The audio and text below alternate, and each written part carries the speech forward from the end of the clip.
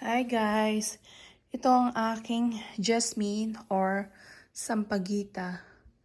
Mukha naman siyang healthy pero nagtataka ako bakit naglalaglagan yung mga bulaklak. Tulad nito. Hindi naman sila nalalanta pero nagsisipaglaglagan sila.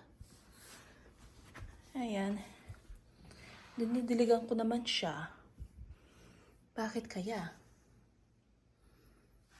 Sana naman mag-survive ito kasi yung iba namatay na.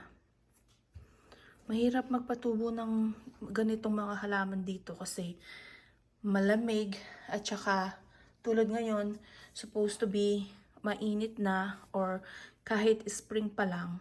Pero kanina, not kanina. Started Tuesday, sobrang lamig na naman. But nasa loob naman